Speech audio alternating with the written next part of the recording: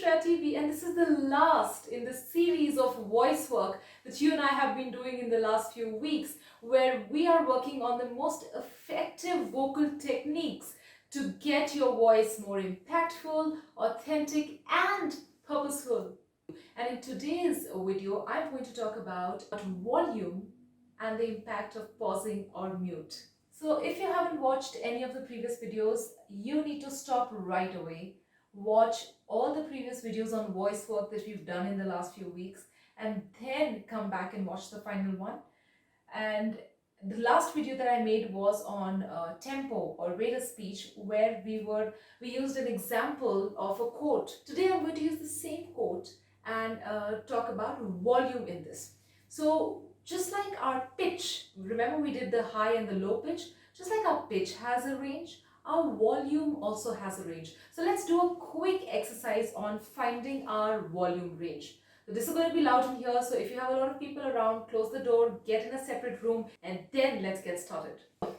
Let's say our voice is from 0 to 100, 100 being the maximum loudest and 0 is whispering. There's no sound. So we're going to explore our voice from whisper to 100, which is the top, and we're going to take out the sounds on each level. So we're going to say 0, 20, 40, 60, 80, 100. 100 being the loudest, 0 being whisper. And we'll actually use our hands to go up and down, because body language is a huge cue for voice. In fact, I should have said this much earlier, but body and voice are inseparable. The more you work on the voice and less on your body, or vice versa, the lesser the impact you're going to create. These two need to move together. So every exercise we do, please use the body to get the full impact and maximum results. So are you ready? Let's put our hands down, and we're going to start with a whisper of 0. Okay, deep breath in and out. 0, 20, 40, 60, 80, 100. Of course, I'm not speaking as loudly right now, but my 100 can really go very loud. But that gives you an idea, right? Our 0 is a whisper and our 100 is the loudest we can speak. Why did we do that? So we know that we actually have a qualifiable range in our volume as well. But how often do we explore this volume?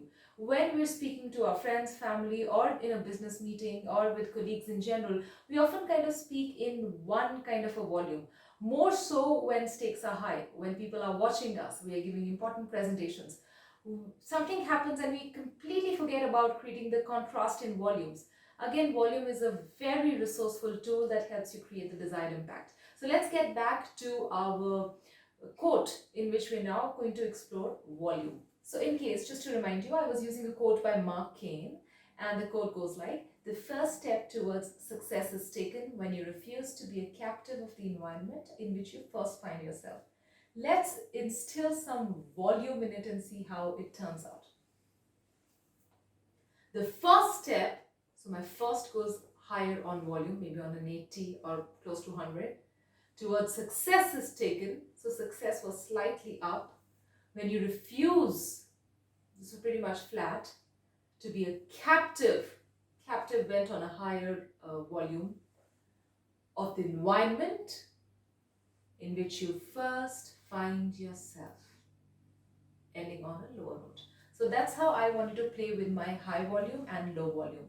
Let's try again with some whispering techniques as well. Now, whispering, I agree, can be a little more dramatic. Usually public speakers use whispering as a technique. I've seen Robin Sharma use it fantastically in his speeches, and as well as in his summits where he's teaching leadership to people.